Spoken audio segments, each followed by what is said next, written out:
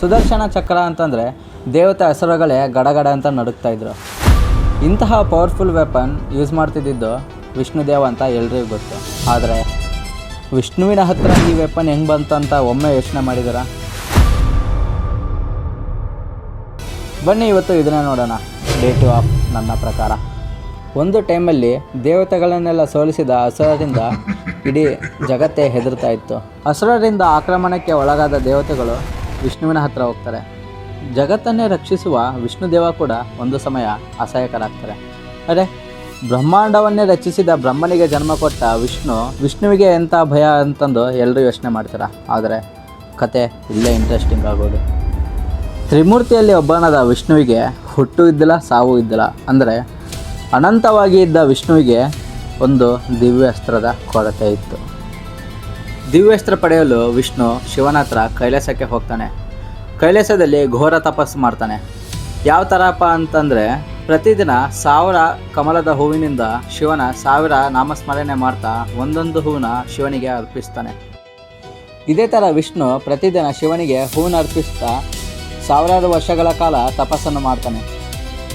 ಒಂದು ದಿನ ಶಿವ ವಿಷ್ಣುವಿನ ತಪಸ್ಸನ್ನು ಪರೀಕ್ಷೆ ಮಾಡಲು ವಿಷ್ಣು ತಂದಿದ್ದ 1000 ಕಮಲದ ಹೂವಿನಲ್ಲಿ ಒಂದು ಹೂವನ್ನ ಬಚ್ಚಿಡ್ತಾನೆ.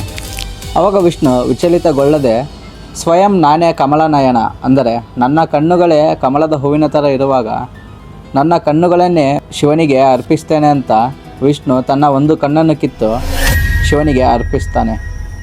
ಇದನ್ನು ಕಂಡ ಶಿವ ವಿಷ್ಣುವಿನ ತಪಸ್ಸನ್ನು ಮೆಚ್ಚಿ ವಿಷ್ಣುವಿಗೆ ಪ್ರತ್ಯಕ್ಷಗೊಂಡು ಜಗತ್ತಲ್ಲೇ ಮೋಸ್ಟ್ ಪವರ್ಫುಲ್ ವೆಪನ್ ಸುದರ್ಶನ ಚಕ್ರನ ವಿಷ್ಣುವಿಗೆ ಕೊಡ್ತಾನೆ. ಇವಾಗ ಒಂದು ಪ್ರಶ್ನೆ ಬರುತ್ತೆ. ತ್ರಿಮೂರ್ತಿಯಲ್ಲಿ ಒಬ್ಬನಾದ ವಿಷ್ಣು ಇನ್ನೊಬ್ಬ ತ್ರಿಮೂರ್ತಿ ಶಿವನ ಹತ್ರ ಡೈರೆಕ್ಟಾಗಿಯೇ ಸುದರ್ಶನ ಚಕ್ರ ಕೇಳ್ಬೋದಿತ್ತಲ್ವ? ಇಂತಹ ಘೋರ ತಪಸ್ಸನ್ನು ಮಾಡುವ ಅವಶ್ಯಕತೆ ಆದರೂ ಏನಿತ್ತು? ಇಲ್ಲೇ ನೋಡಿ, ಕರ್ಮ ಮತ್ತು ಅರ್ಹತೆಯ ಪ್ರಶ್ನೆ ಬರೋದು. ಒಂದು ವೇಳೆ ವಿಷ್ಣು ಶಿವನ ಹತ್ರ ಡೈರೆಕ್ಟಾಗಿ ಸುದರ್ಶನ ಚಕ್ರ ಕೇಳಿದರೆ ಅದು ಜಗತ್ತಿನ ನಿಯಮ ಉಲ್ಲಂಘನೆ ಆಗ್ತಿತ್ತು. ಅಂದರೆ ಜಗತ್ತಿನಲ್ಲಿ ಇರುವವರಿಗೆ ಒಂದು ನಿಯಮ, ಜಗತ್ತನ್ನು ರಕ್ಷಿಸುವ ತ್ರಿಮೂರ್ತಿಗಳಿಗೆ ಒಂದು ನಿಯಮ. ಇದೇ ಕಾರಣಕ್ಕೆ ವಿಷ್ಣು ಶಿವನಿಗೆ ಘೋರ ತಪಸ್ಸನ್ನು ಮಾಡ್ತಾನೆ. ಆ ತಪಸ್ಸಿನಿಂದ ಸಿಕ್ಕ ಸುದರ್ಶನ ಚಕ್ರ ವಿಷ್ಣುವಿನ ಕೈಗೆ ಸೇರುತ್ತೆ. ವಿಷ್ಣುವಿನ ಕೈಗೆ ಸುದರ್ಶನ ಚಕ್ರ ಏನೋ ಬಂತು. ಆದರೆ ಆ ಸುದರ್ಶನ ಚಕ್ರನ ಕ್ರಿಯೇಟ್ ಮಾಡಿದ್ದ್ಯಾರು? ಯಾವ ಥರ ಕ್ರಿಯೇಟ್ ಮಾಡಿದ್ರು ಬನ್ನಿ ನೋಡೋಣ. ಒಂದು ಕಾಲದಲ್ಲಿ ಸೂರ್ಯನ ತೇಜಸ್ಸು ಕೇವಲ ಬೆಳಕಾಗಿರಲಿಲ್ಲ, ಅದು ಬ್ರಹ್ಮಾಂಡವನ್ನೇ ಸುಡುವ ಜ್ವಾಲೆ ಆಗಿತ್ತು. ಸೂರ್ಯನ ತೇಜಸ್ಸನ್ನು ಸಹಿಸೋಕ್ಕೆ ಯಾರಿಂದಲೂ ಸಾಧ್ಯವಿರಲಿಲ್ಲ. ಅಂಥದ್ರಲ್ಲಿ ಇನ್ನು ಅವನ ಪತ್ನಿ ಸಂಜ್ಞಾದೇವಿಗೆ ಸೂರ್ಯನ ಶಕ್ತಿ ಸಹಿಸಲು ಹೇಗೆ ತಾನೇ ಸಾಧ್ಯ? ಪತಿಯ ಮೇಲಿನ ಪ್ರೀತಿ, ಹೆಂಡತಿ ಧರ್ಮದ ಕರ್ತವ್ಯ, ಸೂರ್ಯನ ತೇಜಸ್ಸು ಇವೆಲ್ಲದರ ಮಧ್ಯೆ ನೊಂದ ಸಂಜ್ಞಾದೇವಿ ಸೂರ್ಯನ ತೇಜಸ್ಸು ಸಹಿಸೋಕ್ಕೆ ಕಾಡಿಗೆ ಹೋಗಿ ತಪಸ್ಸು ಮಾಡಲು ನಿರ್ಧಾರ ಮಾಡ್ತಾಳೆ. ಆದರೆ ಇಲ್ಲಿ ಒಂದು ಸಮಸ್ಯೆ ಬರುತ್ತೆ. ಒಂದು ವೇಳೆ ಸಂಜ್ಞಾ ಕಾಡಿಗೆ ಹೋದರೆ ಅವಳ ಪತ್ನಿ ಧರ್ಮನ ನಿಭಾಯಿಸೋದು ಯಾರು? ಅಂದರೆ ಸೂರ್ಯ ಏಕಾಂಗಿ ಆಗ್ತಾನೆ. ಇದೇ ಕಾರಣಕ್ಕೆ ಸಂಜ್ಞಾ ತನ್ನ ಶಕ್ತಿಯಿಂದ ತನ್ನ ನೆರಳಿನ ಮೂಲಕ ಛಾಯಾದೇವಿನ ಸೃಷ್ಟಿ ಮಾಡ್ತಾಳೆ. ಸಂಜ್ಞಾದೇವಿ ಪಡುತ್ತಿರುವ ಕಷ್ಟಗಳನ್ನೆಲ್ಲ ನೋಡಿದ ಅವಳ ತಂದೆ ವಿಶ್ವಕರ್ಮ ಸೂರ್ಯನ ತೇಜಸ್ಸನ್ನು ಕಡಿಮೆ ಮಾಡಲು ಒಂದು ಉಪಾಯ ಮಾಡ್ತಾನೆ. ಆ ಉಪಾಯ ಏನಪ್ಪ ಅಂದರೆ, ಸೂರ್ಯನ ತೇಜಸ್ಸನ್ನು 8 ಭಾಗಗಳಾಗಿ ಡಿವೈಡ್ ಮಾಡ್ತಾನೆ. ಆಮೇಲೆ ಅದರಲ್ಲಿ ಒಂದು ಭಾಗನ ಹೊರತೆಗೆದು ಸೂರ್ಯನ ತೇಜಸ್ಸನ್ನು ಕಡಿಮೆ ಮಾಡ್ತಾನೆ. ಆ ಒಂದು ಭಾಗದ ಸೂರ್ಯನ ತೇಜಸ್ಸನ್ನು ವೇಸ್ಟ್ ಆಗಬಾರ್ದು ಅಂತ ವಿಶ್ವಕರ್ಮ ತನ್ನ ಶಕ್ತಿಯಿಂದ ಹಲವಾರು ಆಯುಧಗಳನ್ನು ಕ್ರಿಯೇಟ್ ಮಾಡ್ತಾನೆ.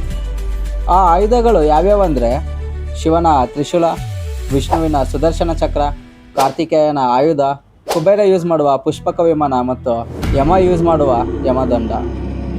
ಇಂತಹ ಪ್ರಮುಖ ಆಯುಧಗಳನ್ನೆಲ್ಲ ಕ್ರಿಯೇಟ್ ಮಾಡಿದ ಮೇಲೆ ವಿಶ್ವಕರ್ಮ ತಗೊಂಡೋಗಿ ಶಿವನಿಗೆ ಕೊಡ್ತಾನೆ.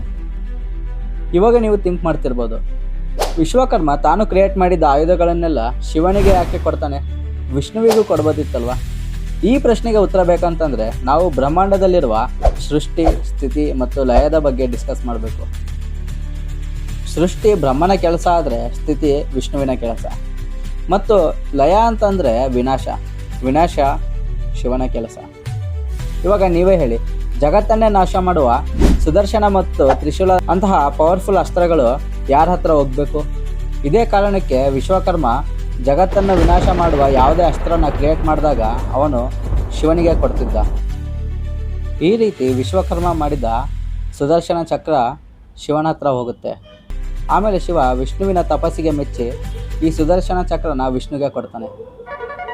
ಒಂದು ದಿನ ವಿಷ್ಣು ತನ್ನ ಸುದರ್ಶನ ಚಕ್ರನ ಪಾರ್ವತಿ ದೇವಿಯ ಮೇಲೆ ಬಿಟ್ಟಾಗ ಪಾರ್ವತಿ ದೇವಿಯ ಶರೀರವು 51 ಭಾಗಗಳಾಗ್ತವೆ. ಇದರಿಂದ 51 ಶಕ್ತಿಪೀಠಗಳು ಬರ್ತವೆ. ವಿಷ್ಣು ತನ್ನ ಸುದರ್ಶನ ಚಕ್ರನ ಪಾರ್ವತಿಯ ಮೇಲೆ ಏಕೆ ಬಿಟ್ಟ? ಹನುಮಂತ ಮತ್ತು ಸುದರ್ಶನ ಚಕ್ರದ ಮಧ್ಯೆ ಆ ಯುದ್ಧ ಹೇಗಿತ್ತು? ಇವೆಲ್ಲ ಮುಂದೆ ಬರುವ ವಿಡಿಯೋದಲ್ಲಿ ಹೇಳ್ತೀನಿ. ಇದೇ ಥರ ಕುತೂಹಲ ಕಥೆಗಳಿಗೆ ಸಬ್ಸ್ಕ್ರೈಬ್ ಮಾಡಿ ಮದುವೆ ಮೈಂಡ್ಸೆಟ್. ಮತ್ತೆ ಮುಂದಿನ ವಿಡಿಯೋದಲ್ಲಿ ಸಿಗೋಣ. ನಮಸ್ಕಾರ.